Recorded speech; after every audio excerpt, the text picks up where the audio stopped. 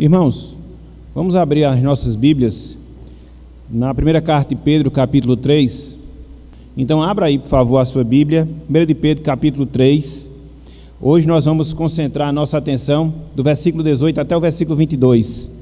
1 de Pedro, capítulo 3, versículos 18 até o versículo de número 22. Diz o seguinte: pois também Cristo morreu uma única vez pelos pecados, o justo pelos injustos, para conduzir-vos a Deus, morto sim na carne, mas vivificado no Espírito, no qual também foi e pregou aos espíritos em prisão, os quais, noutro tempo, foram desobedientes, quando a longanimidade de Deus aguardava nos dias de Noé, enquanto se preparava a arca, na qual poucos, a saber, 8 pessoas, foram salvos através da água, a qual, figurando o batismo, agora também vos salva, não sendo a remoção da imundície da carne, mas a indagação de uma boa consciência para com Deus, por meio da ressurreição de Jesus Cristo, o qual, depois de ir para o céu, está à destra de Deus, ficando-lhe subordinados anjos e potestades e poderes. Até aqui, até o versículo 22, que o Senhor nos abençoe e que Ele aplique a sua santa palavra em nossos corações. Amém. Meus irmãos, meus amigos, o estudo da pessoa, o estudo da obra de Cristo, nos leva a considerar aquilo que nós chamamos de estágios pelos quais passou o nosso Redentor, pelos quais passou o nosso Salvador. Repetindo, o estudo da pessoa, o estudo da obra de Cristo Jesus, nos leva a considerar os estágios pelos quais o nosso Salvador, o nosso Redentor passou. Nessa consideração, irmãos, amigos, nós vemos pelo menos 2 grandes instantes, nós vemos pelo menos 2 grandes momentos que marcam a existência de Cristo. O primeiro momento, ou o primeiro estado, é o que nós chamamos de estado de humilhação. O segundo momento, ou o segundo estado, é aquilo que nós chamamos de estado de exaltação. Então, estudar sobre Cristo automaticamente nos leva a considerar os estágios do nosso Salvador. E quais são? O seu estado de humilhação, o seu estado de exaltação. E a compreensão aprofundada dessas verdades nos leva a ter uma compreensão mais acurada da nossa salvação e da realidade, não só presente, mas também futura, que nós temos em Cristo Jesus, que nós temos em relação ao nosso Salvador. Cristo, meus irmãos, meus amigos, Ele iniciou o seu estado, que nós chamamos de estado de humilhação, quando Ele se encarnou, conforme nós encontramos nos Evangelhos.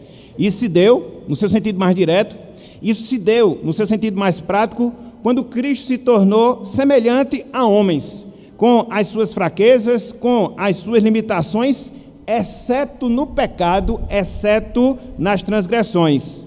Essa condição humilhante de Cristo, que se deu na sua encarnação, fez com que Ele convivesse com os pecadores, posteriormente fosse preso, sofresse, morresse e inclusive fosse sepultado, conforme nós também temos nos Evangelhos. Contudo, Cristo não só experimentou isso que nós chamamos de estado de humilhação, Cristo também, Ele experimenta agora aquilo que nós chamamos de estado de exaltação. Esse momento na existência eterna de Cristo iniciou na manhã de domingo, quando Ele ressurgiu dos mortos. Mas não só isso, se seguiu com a sua ascensão aos céus. Mas não só isso, deu prosseguimento com a sua entronização à direita de Deus, à direita do Pai, e vai ser consumado quando Ele retornar em glória, para poder buscar a sua igreja aqui na terra. Resumidamente, É isso que nós chamamos de estado de exaltação de Cristo. E é interessante, meus irmãos, é interessante, meus amigos, que é acerca desses dois estados de Cristo, tanto o seu estado de humilhação, como também o seu estado de exaltação, que Pedro, inspirado por Deus, ele trata nesse trecho, ele trata nessa passagem que nós acabamos de ler, que nós acabamos de analisar. Aqui, conforme nós já vimos em sermões anteriores, Pedro ele está falando do sofrimento injusto pelo qual passa o cristão, quando ele vive uma vida de temor, quando ele vive uma vida de piedade, quando ele vive uma vida de fidelidade a Deus. E dentro dessa passagem específica que nós iremos considerar, Pedro, ele traz o exemplo perfeito de Cristo. Pedro, ele traz o exemplo perfeito do nosso Salvador, não só do seu sofrimento, mas também da sua glorificação. Não só da sua dor, mas também da sua exaltação. Então, ao tratar sobre os sofrimentos que um cristão passa aqui na terra, ao considerar as dores que muitas vezes nós vivenciamos ao longo da nossa caminhada cristã, Pedro, ele traz o exemplo concreto, Pedro, ele traz o exemplo perfeito de Cristo, mostrando que também ele sofreu, contudo, a sua vida não se restringiu ao sofrimento, mas se estendeu também à sua glorificação, à sua exaltação. E ao tratar acerca disso, e ao tratar acerca desse assunto, Pedro, meus irmãos, meus amigos, ele pretende consolar. Pedro, meus irmãos e amigos, ele pretende estimular os cristãos sofredores a perseverarem no caminho do Senhor, a perseverarem no caminho de Deus, não obstante as dificuldades, olhando para Cristo, o padrão perfeito de sofrimento e de glorificação. Assim, meus irmãos, assim, meus amigos, nessa noite de hoje, com base aqui nesse trecho, com base aqui nessa passagem, eu queria que nós considerássemos, eu queria que nós pensássemos no seguinte tema: o sofrimento glorioso de Cristo. O sofrimento glorioso de Cristo. E aí, quando nós olhamos para essa passagem, quando nós consideramos esse texto que nós temos diante de nós, pelo menos 3 pontos nós podemos destacar, pelo menos 3 divisões nós podemos enxergar que servem para a nossa edificação, que servem para o nosso crescimento espiritual. O primeiro ponto, meus irmãos, o primeiro ponto, meus amigos, diz respeito aos sofrimentos de Cristo. O primeiro ponto, ele diz respeito aos sofrimentos de Cristo. E aqui eu queria fazer menção ao versículo 18 desse trecho que nós temos diante de nós. 1 de Pedro, capítulo 3, versículo 18, os sofrimentos de Cristo. Vejam o que nos diz a palavra do Senhor. Pois também Cristo morreu uma única vez pelos pecados, o justo pelos injustos, para conduzir-vos a Deus, morto sim na carne, mas vivificado no Espírito. O que é que nós temos aqui, irmãos? O que é que nós temos aqui, meus amigos, nessa passagem? Nós temos a descrição que Pedro ele faz, inspirado por Deus, dos sofrimentos que Cristo experimentou, que culminaram na sua morte e morte de cruz. Repetindo, aqui nós temos a descrição que Pedro faz dos sofrimentos pelos quais Cristo passou e que culminaram na sua morte, não qualquer morte, mas na sua morte de cruz. Vale lembrar aqui nesse momento que Pedro ele está chamando a atenção dos sofrimentos vividos por Cristo aos seus leitores, que também sofriam por causa da palavra, que também sofriam por causa do Evangelho. É por isso que o versículo 18, ele inicia com essa expressão, pois também. Se vocês se lembrarem do último sermão de domingo passado que nós fizemos, a gente trabalhou quais sofrimentos? Os nossos sofrimentos como cristãos, os nossos sofrimentos como servos e servas do Senhor. Aí nós chegamos aqui no versículo 18 e aí vemos Pedro dizendo, pois também. Então ele está conectando os nossos sofrimentos nos sofrimentos de Cristo fazendo com que os sofrimentos de Cristo, eles sirvam de base, eles sirvam de parâmetro para nós entendermos o nosso sofrimento e assim nos consolarmos com essa realidade. Mas aí nós falamos agora há pouco, que nesse trecho aqui do versículo 18, nós encontramos uma descrição pormenorizada dos sofrimentos de Cristo que culminaram na sua morte. E aí, quando nós analisamos essa passagem, nós podemos observar algumas marcas, nós podemos observar algumas características da morte de Cristo, que foi o ápice do seu sofrimento aqui na terra. Em primeiro lugar, a morte de Cristo, meus irmãos, em primeiro lugar, a morte de Cristo, meus amigos, ela foi uma morte eficaz. A morte de Cristo, ela foi uma morte eficaz. É por isso que Pedro diz: Cristo morreu uma única vez pelos pecados. Cristo morreu uma única vez pelos pecados.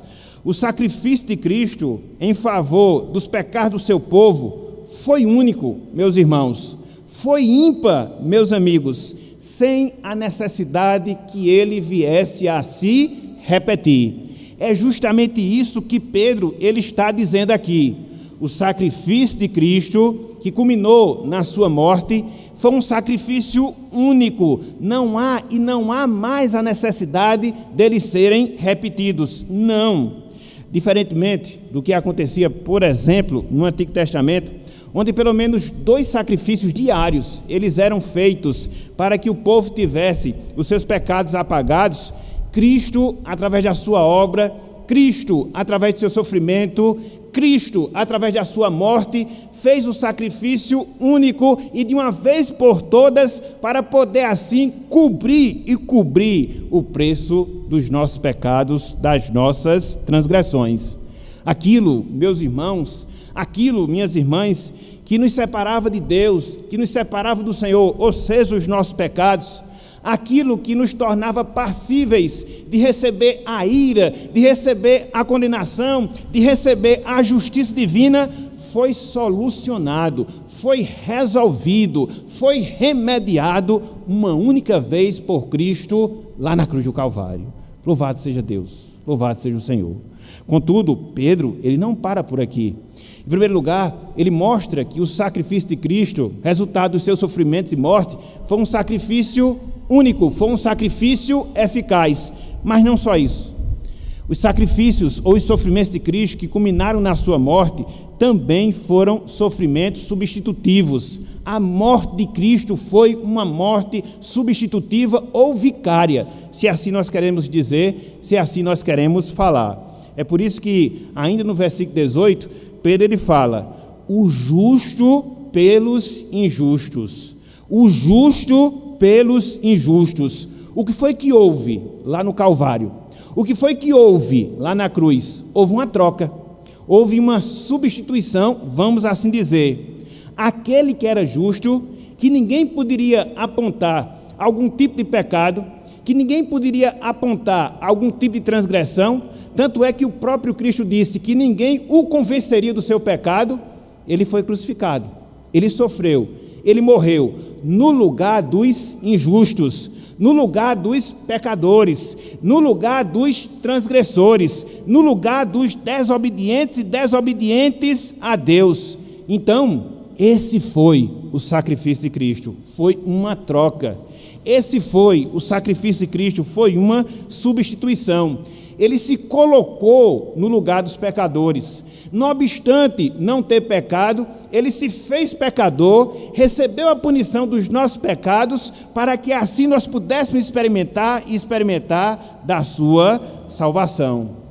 Não haveria, meus irmãos, não haveria, minhas irmãs, uma outra forma, uma outra maneira, pelo menos dentro da concepção humana e dentro daquilo que Deus havia determinado, para que esse problema ele pudesse ser solucionado. Até porque a Bíblia diz que sem derramamento de sangue não há remissão de pecados. Então, o sangue que nós deveríamos verter pelos nossos pecados, e mesmo assim nós não poderíamos cancelá-lo, Cristo, ele assumiu o nosso lugar, ele derramou em nosso lugar, para que hoje, eu, você, todos nós, irmãos e irmãs, pudéssemos experimentar da sua salvação. Então, a morte de Cristo ela foi eficaz. Então, a morte de Cristo, ela foi substitutiva ou vicária. Mas não só isso, a morte de Cristo, ela também foi reconciliadora. A morte de Cristo, ela também foi reconciliadora. Pedro, ele segue: para conduzir-vos a Deus.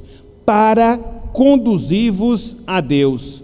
O propósito do sacrifício de Cristo foi levar um povo à presença de Deus. Eu queria chamar a atenção para o significado da palavra conduzir, que nós encontramos aqui no versículo 18. Literalmente falando, meus irmãos, meus amigos, ela significa introduzir.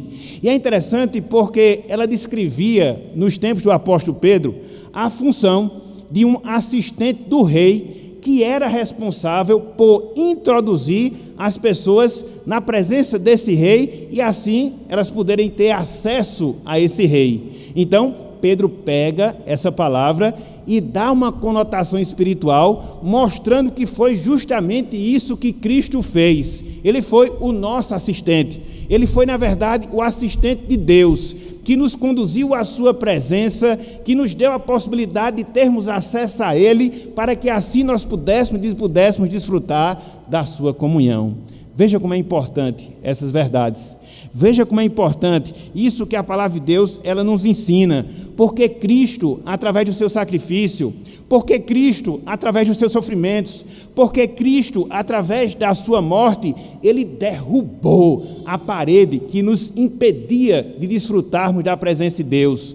Porque Cristo, Ele foi um assessor divino, que nos deu o privilégio e nos deu a grande bênção de estarmos na presença de Deus. Ele nos conduziu à presença do Rei. Ele nos conduziu à presença do Senhor. E qual foi o meio mediante o qual isso se deu?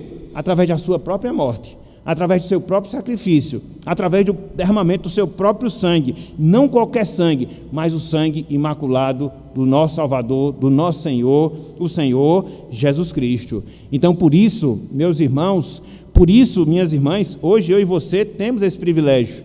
Que privilégio? Nós temos hoje audiência real. Hoje nós podemos nos colocar na presença do Rei, porque Cristo, Ele nos conduziu até lá. Porque Cristo nos introduziu à sala do trono, porque Cristo nos introduziu no Santo dos Santos, e hoje, eu, você, todos nós podemos dizer que temos o privilégio de desfrutar da comunhão e da presença de Deus em nossa vida. Louvado seja o Senhor, louvado seja o Senhor.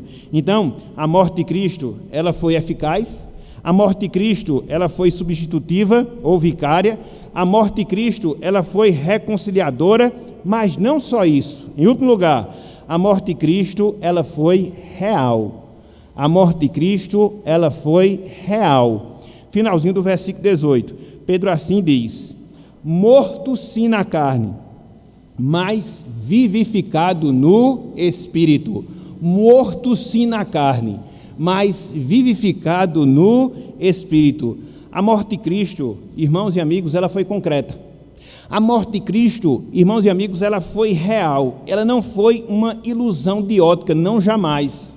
Cristo, ele experimentou no seu próprio corpo. Cristo, ele experimentou na sua própria carne essa morte, esses sofrimentos. E Pedro, quando faz menção a esse fato, ele não faz menção de maneira aleatória. Infelizmente, no seu tempo, ou seja, no tempo de Pedro, havia um grupo de pessoas que desconsideravam e que não criam na morte física, na morte real de Cristo, os docetistas. E aí Pedro, ele vem e mostra justamente isso. Não, ela foi real. Não, ela foi concreta. Não só a sua morte, mas também a sua ressurreição, quando ele diz, mas vivificado no Espírito. O Espírito Santo, o Espírito da ressurreição de Cristo, operou nele no terceiro dia após a sua morte e o trouxe ao mundo dos vivos para que assim ele ressuscitasse. Então, não foi apenas uma morte real, foi também uma ressurreição real. E aí você encontra pelo menos essas 4 características, pelo menos essas 4 marcas dos sofrimentos e da morte de Cristo, nosso Salvador. Foi uma morte eficaz, substitutiva, reconciliadora e também real. E aí fica a pergunta: qual é a verdade que tudo isso aqui nos ensina? Qual é a verdade? Que todas essas informações aqui, elas nos proporcionam. Simples, meus irmãos, simples, meus amigos. Na morte de Cristo, nós encontramos tudo aquilo que é necessário para a nossa salvação. Na morte de Cristo, nós encontramos tudo aquilo que é necessário para a nossa salvação. Através da morte de Cristo, o maior de todos os problemas que nós temos nesta vida foi resolvido. E qual é o maior de todos os nossos problemas? É financeiro? Não necessariamente. É de saúde? Não necessariamente. É de relacionamento? Também não necessariamente.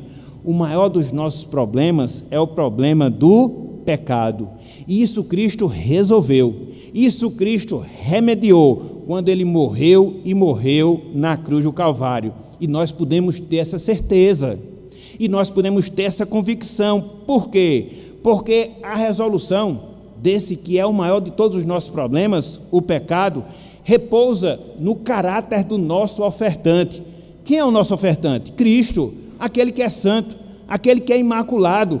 Mas não só isso, a certeza que todos os nossos problemas foram resolvidos no Calvário repousa na qualidade da sua oferta. E qual foi a sua oferta? O seu próprio corpo. Qual foi a sua oferta? A sua própria vida. Então, podemos ter essa certeza. Então, podemos ter essa convicção na nossa vida. Uma vez que nós estamos em Cristo, uma vez que nós somos salvos por Ele, uma vez que nós nos apropriamos da sua redenção, o nosso maior problema, ele foi solucionado. O problema do nosso pecado, que não só nos separa de Deus na presente existência, mas, se não resolvido, nos separará de Deus ao longo de toda a eternidade. Então, o nosso ofertante, ele é eficaz. A sua oferta é eficaz, ou seja, Cristo, a sua própria vida. E por isso hoje, nós que somos salvos, podemos ter certeza de uma coisa: a nossa salvação, ela é concreta. A nossa salvação, ela é real. Por isso, meus irmãos, por isso, minhas irmãs, nós devemos nos lembrar dessas verdades. Quando a força e o peso do pecado sobrevier às nossas vidas, nós devemos nos lembrar dessas verdades, para que quando o peso do pecado sobrevier justamente às nossas vidas, como cristãos que nós somos, nós temos uma luta a travar. Na verdade, nós estamos a travar uma luta de caráter contínuo.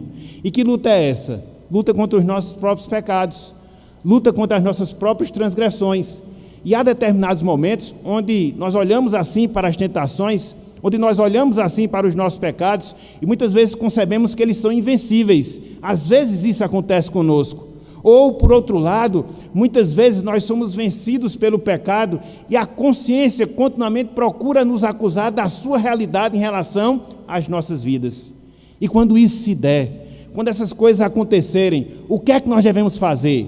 Devemos olhar para o Calvário, devemos olhar para a cruz de Cristo, devemos olhar para o seu sacrifício, que foi eficaz, que foi substitutivo, que foi reconciliador, que foi real, e termos a convicção de que o problema do pecado na nossa vida foi resolvido em Cristo Jesus. Isso já muda a perspectiva dessa luta diária que muitas vezes nós travamos com o pecado ao longo da nossa vida, ao longo da nossa existência aqui na terra. Então, em primeiro lugar, o que é que nós vemos? Então, em primeiro lugar, o que é que nós encontramos? Os sofrimentos de Cristo, os sofrimentos do nosso Salvador, que culminaram na sua morte, que foi uma morte eficaz, que foi uma morte substitutiva, que foi uma morte reconciliadora, que foi uma morte real e que solucionou o nosso problema do pecado. Mas não só isso, meus irmãos, não só isso, meus amigos.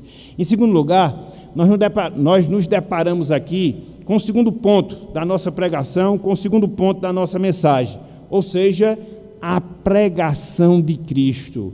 O segundo ponto da nossa mensagem, a pregação de Cristo. E aí eu lhes convido a acompanhar a leitura que nós encontramos nos versículos 19 e também no versículo número 20. 1 de Pedro 3, 19 e também o versículo número 20. Diz o seguinte a palavra do Senhor: no qual também, no Espírito que vivificou Cristo, conforme nós vimos no final do versículo 18, no qual também foi e pregou aos espíritos em prisão, os quais, noutro tempo, foram desobedientes, quando a longanimidade de Deus aguardava nos dias de Noé, enquanto se preparava a arca, na qual poucos, a saber, 8 pessoas, foram salvos através da água. O que é que nós temos aqui nesse trecho? O que é que nós temos aqui nessa passagem? Pedro, meus irmãos, Pedro, meus amigos, mostrando a proclamação feita por Cristo do Evangelho já desde os tempos de Noé. Repetindo, aqui nós encontramos Pedro nos ensinando acerca da proclamação que Cristo fez do Evangelho desde os tempos de Noé, antes de ocorrer o dilúvio, conforme nós temos lá no Antigo Testamento. É importante aqui nós destacarmos, irmãos e amigos, que nós temos, se não há, uma das passagens mais difíceis nas Escrituras Sagradas, na Palavra de Deus. Se não for a passagem mais difícil, é com toda certeza uma das passagens mais difíceis que nós temos por todas as Escrituras Sagradas. Só para a gente ter uma noção, Lutero assim se expressou em relação a esse texto que nós temos diante de nós. Considere as palavras de Lutero há alguns anos. Abro aspas. Ele diz o seguinte: uma passagem maravilhosa, mas obscura, provavelmente a mais difícil do Novo Testamento, de forma que eu não sei ao certo o que Pedro quis dizer. Interessante, né? Ajudou muito essas palavras de Lutero, mas ele foi real. Eu vou repetir: uma passagem maravilhosa, mas obscura, provavelmente a mais difícil de todo o Novo Testamento, de forma que eu não sei ao certo o que Pedro quis dizer. Por isso, meus irmãos, meus amigos, posteriormente, a gente vai fazer uma live, e aí a gente vai trabalhar de maneira mais detalhada essa passagem, porque eu precisaria pelo menos de mais 90 minutos para poder trabalhar aqui esse trecho. Como eu não vou ter esse tempo agora, eu vou dar uma visão geral e posteriormente, se Deus assim permitir, a gente vai fazer essa live e aí vai esmiuçar com detalhes aqui essa passagem que nós temos diante de nós. E o que é que ela trata? No seu sentido mais genérico. De que é que ela trata no seu sentido mais geral? Aquilo que nós acabamos de dizer, aquilo que nós acabamos de falar. Ela trata de um momento que antecedeu a encarnação de Cristo, quando ele, Cristo, antes de se encarnar, através do seu Espírito, fez um anúncio mediante o ministério de Noé àquelas pessoas que viviam no seu tempo, aos contemporâneos de Noé. Então, isso fica muito claro quando nós observamos aquilo que encontramos no final do versículo 18 e início do versículo 19. O mesmo Espírito, o Espírito de Cristo, o mesmo Espírito, o Espírito Santo que ressuscitou Cristo, foi nesse Espírito que Noé fez a proclamação. Foi nesse Espírito que Noé fez o anúncio da palavra do Senhor. É interessante que o significado dessa palavra pregar, que nós temos aqui diante de nós, significa literalmente uma proclamação pública. É a tarefa de um arauto, que no seu sentido público anuncia, no seu sentido público ele declara a verdade de Deus, e foi isso que Cristo fez através de Noé. Foi isso que o Espírito de Cristo fez através do seu servo lá no passado. E aí, sem entrar nesse detalhe agora, porque nós vamos fazer isso depois, mas só para a gente vislumbrar melhor essa realidade, eu queria chamar a atenção, pelo menos, 2 textos que nós encontramos nos escritos de Pedro. O primeiro deles, voltem um pouco, 1 de Pedro, capítulo 1, versículos 10 e 11. O que é que nós temos aqui nessa passagem? Nós temos a realidade que os profetas no Antigo Testamento, eles falaram movidos pelo Espírito de Cristo. Os profetas no Antigo Testamento, incluindo Noé, eles falaram movidos pelo Espírito de Cristo. Olhem só, 1 de Pedro 1, 10 e também o versículo número 11. Olhem só. Foi a respeito desta salvação que os profetas indagaram e inquiriram, os quais profetizaram acerca da graça a vós outros destinada. Veja agora, investigando atentamente qual a ocasião ou quais as circunstâncias oportunas, veja, indicadas pelo Espírito de Cristo, que neles estava, ao dar de antemão testemunho sobre os sofrimentos referentes a Cristo e sobre as glórias que os seguiriam.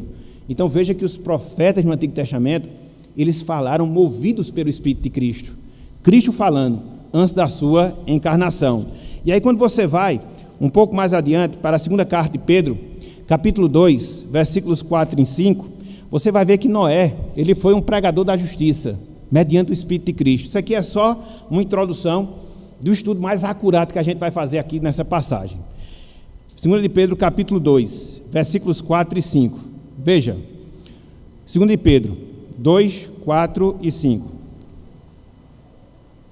Diz o seguinte: ora, se Deus não poupou anjos quando pecaram, antes precipitando-os no inferno, os entregou a abismos de trevas, reservando-os para o juízo. Veja, verso 5. E não poupou o mundo antigo, mas preservou a Noé. Quem era Noé? Pregador da justiça. E mais 7 pessoas, quando fez vir o dilúvio sobre o mundo de ímpios. Então, quando você conecta essas duas passagens, a anterior com a presente passagem, qual é a conclusão? De fato, Cristo pregou no Antigo Testamento. O seu Espírito anunciou a palavra, movendo os profetas, dos quais Noé era um deles. Assim, meus irmãos, assim, meus amigos, Cristo pregou através de Noé, mostrando, como ele diz aqui, a longanimidade de Deus. O texto de Gênesis é claro em nos mostrar que o período da construção da arca durou 120 anos.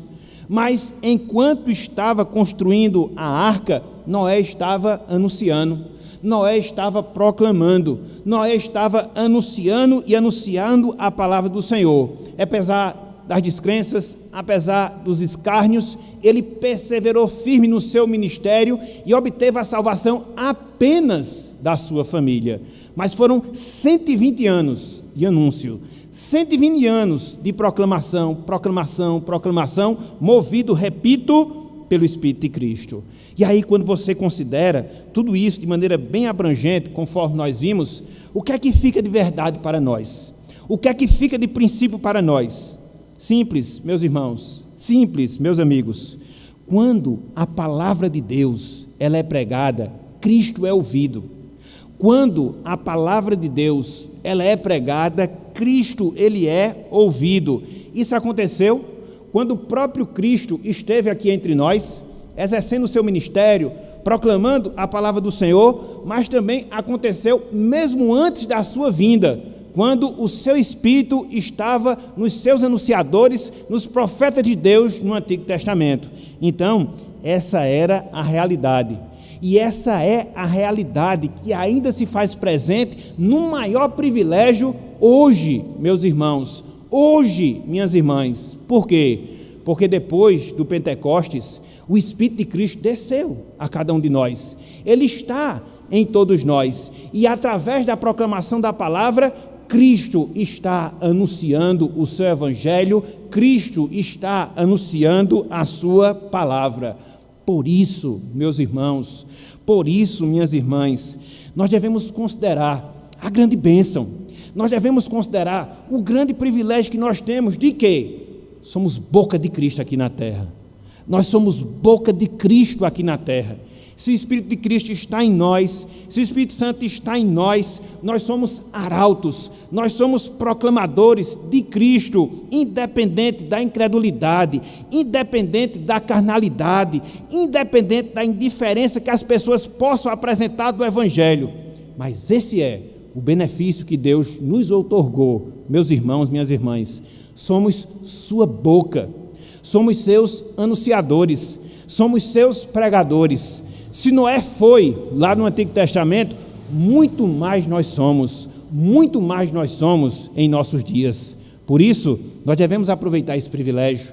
Por isso, nós devemos aproveitar essa grande bênção que Deus ele confere a cada um de nós.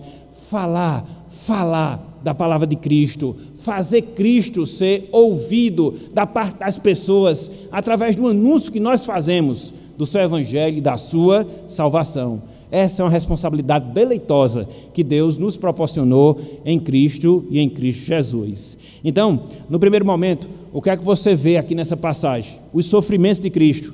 No segundo momento, o que é que você observa? Pelo menos no sentido mais generalizado, o anúncio de Cristo, a pregação de Cristo. Mas não só isso, também nessa passagem, em terceiro lugar, nós encontramos a exaltação de Cristo. Em terceiro lugar, nós também encontramos nessa passagem a exaltação de Cristo. Vejam aí, finalzinho do versículo 21 e também todo o versículo 22. Lembrando que o que veio antes, que a gente não viu, a gente vai ver depois.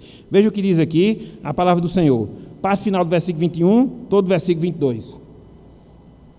Diz o seguinte: por meio da ressurreição de Jesus Cristo, o qual, Jesus Cristo, depois de ir para o céu, está à destra de Deus, ficando-lhe subordinados anjos e potestades e poderes. Aqui, nesse trecho que nós acabamos de ler, nós vemos Pedro mencionando 3 momentos do estado de exaltação de Cristo. Nós vemos Pedro mencionando 3 momentos do estado de exaltação de Cristo. Ele fala da ressurreição de Cristo, ele fala da ascensão de Cristo, ele fala da entronização de Cristo. Estão lembrados da introdução que nós demos? Então, isso fecha com aquilo que nós falamos anteriormente. A exaltação de Cristo, pelo menos, é composta de 4 momentos, dos quais 3 são mencionados aqui: a sua ressurreição, a sua ascensão e também a sua entronização à direita de Deus. E é interessante, meus irmãos, é interessante, meus amigos, porque quando nós consideramos cada um desses aspectos, nós aprendemos muito, mas muito mesmo, sobretudo com implicações em relação à nossa salvação. Por exemplo, Pedro diz aqui que Cristo, ele ressurgiu. Tanto é que ele fala, por meio da ressurreição de Jesus Cristo. Cristo ressurgiu ao terceiro dia dos mortos, como uma publicação de que Deus havia aceito o sacrifício que ele havia feito pelos nossos pecados. Muitas vezes a gente tem uma visão um tanto quanto limitada da ressurreição, mas quando Cristo ressuscitou, ele ressuscitou para a nossa justificação.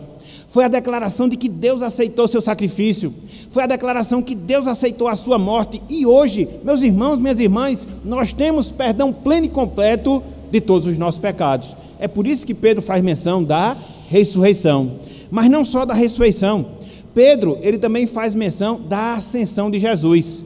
50 dias após a sua ressurreição, Cristo, ele ascendeu aos céus.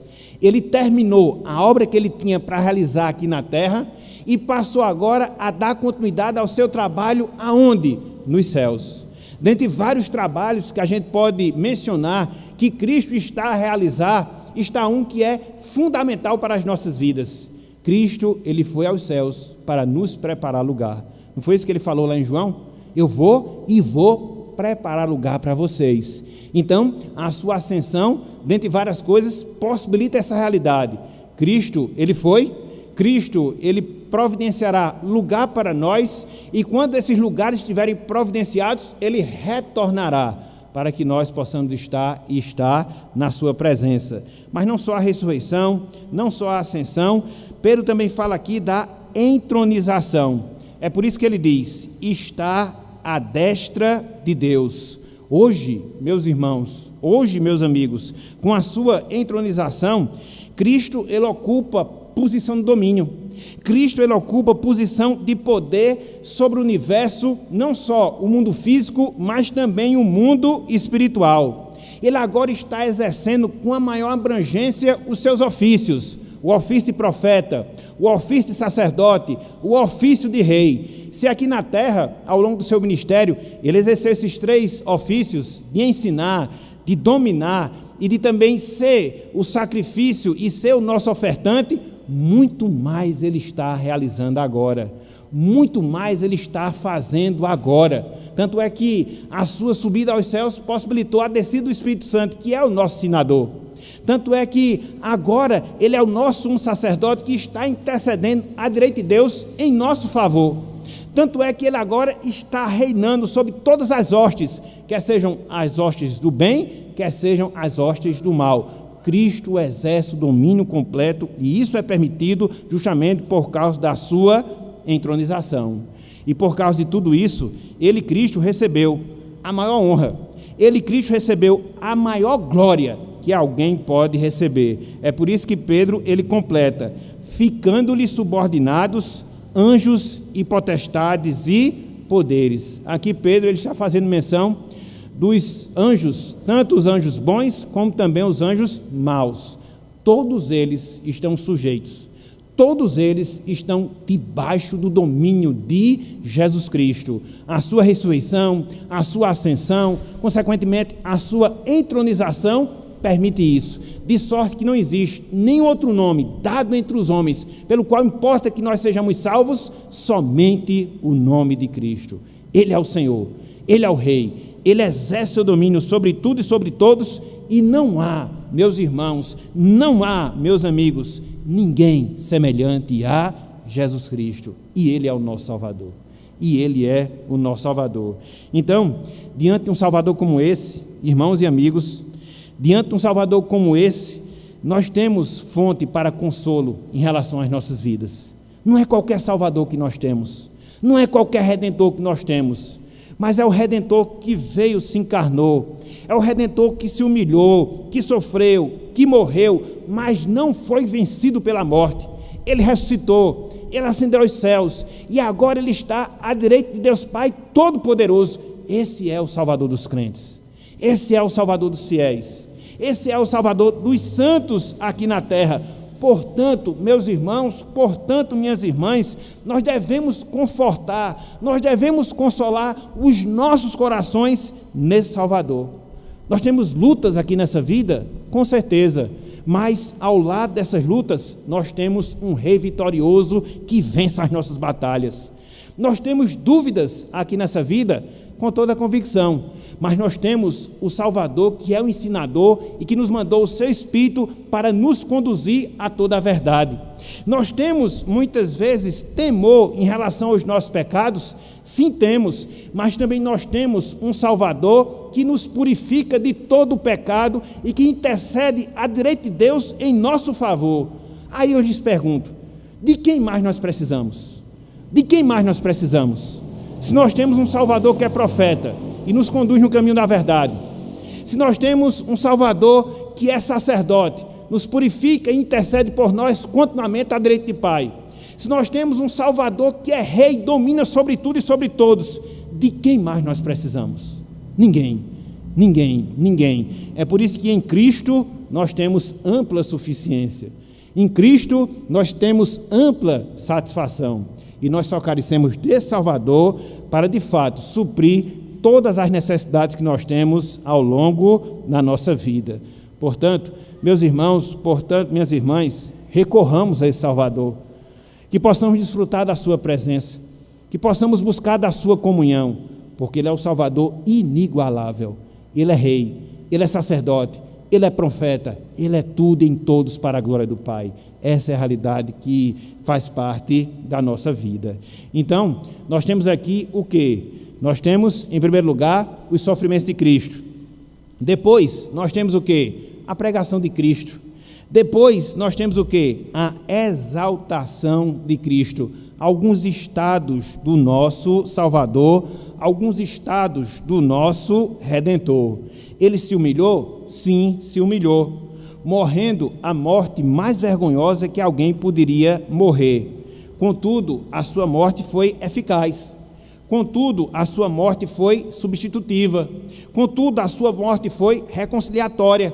Contudo, a sua morte foi real. E antes mesmo dele vir aqui à terra, no seu espírito, ele pregou a sua palavra, já salvando as pessoas como salvou Noé e a sua família. E aí, depois que veio a este mundo, depois que viveu, sofreu, morreu, quem é Salvador? É o Salvador que recebe toda a honra, é o Salvador que recebe toda a glória, é o Salvador que venceu a morte, é o Salvador que subiu aos céus, é o Salvador que hoje está à direita de Deus.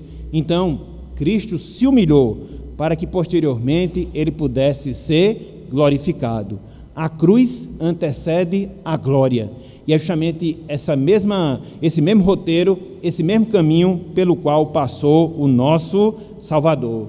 E diante disso, o que é que mais nós podemos aprender? Diante disso, o que é que mais nós podemos absorver para as nossas vidas? Pelo menos mais duas últimas lições para nós, meus irmãos, meus amigos. Em primeiro lugar, irmãos e irmãs, tenhamos a Cristo como fonte de consolo e como alicerce da nossa esperança gloriosa.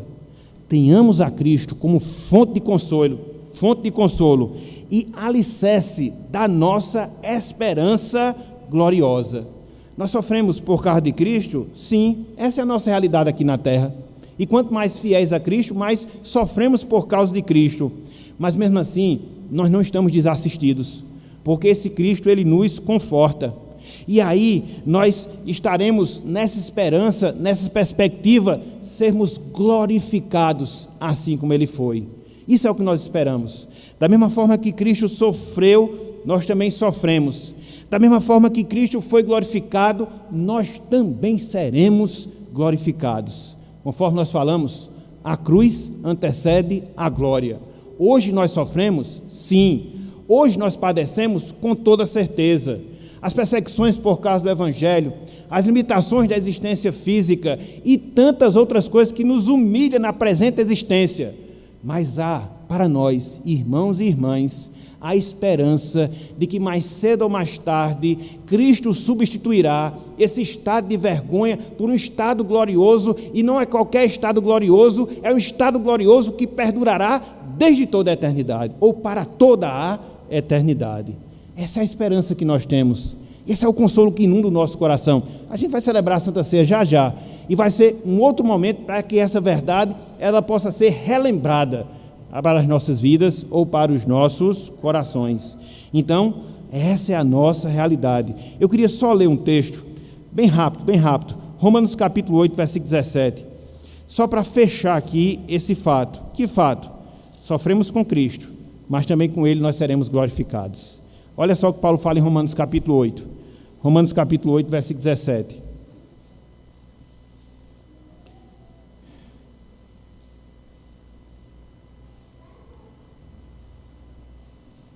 Pega essa palavra para você, se conforte com ela. Ela é uma verdade que a gente não pode esquecer jamais. Ora, Romanos 8,17. Ora, se somos filhos, somos também herdeiros de Deus e co-herdeiros com Cristo. Veja, se com Ele, com Cristo sofremos, veja o complemento, também com Ele, com Cristo, nós seremos. Essa é a verdade, meus irmãos. A gente sofre e vai sofrer um pouco mais, mas fique tranquilo, vai acabar, mais cedo ou mais tarde vai acabar, e os nossos sofrimentos serão transformados em glória. Repito, não qualquer glória, mas uma glória eterna, porque Deus assim nos prometeu. E aquelas pessoas que ainda não são salvas, qual o conselho que nós damos? Humilhe-se perante Cristo e seja glorificado com Ele. Afinal de contas, reconhecer a Cristo como Salvador é de fato humilhação. Reconhecer que você é pecador, que você é desassistido da graça divina, que você é incapaz de por si mesmo buscar a Deus, é de fato humilhante. Mas é a primeira porta que você deve abrir, para que, uma vez que você abre essa porta, você possa conduzir-se no caminho da salvação, que inevitavelmente lhe levará à glória. Portanto, meu amigo, portanto, minha amiga, faça isso. Humilhe-se perante Cristo, humilhe-se perante o Salvador, humilhe-se perante o nosso Redentor, para que assim lhe seja aberta a porta, lhe seja aberto o caminho que vai conduzir à salvação, mas não é qualquer salvação, mas a salvação gloriosa em Cristo Jesus. Portanto, meus irmãos, portanto, meus amigos, que Deus nos abençoe, que Ele aplique a sua santa palavra em nossos corações, e baseado, melhor dizendo, em tudo isso que nós vimos, em tudo isso que nós consideramos, possamos, a partir de agora, participar da Santa Ceia do Senhor, que marca o momento de humilhação de Cristo, mas também aponta para o momento glorioso que Cristo já está experimentando e que nós também experimentaremos pela sua graça e pela sua misericórdia. Então, que Ele nos abençoe e que Ele seja conosco com base em todas as verdades que nós aprendemos na noite de hoje. Amém.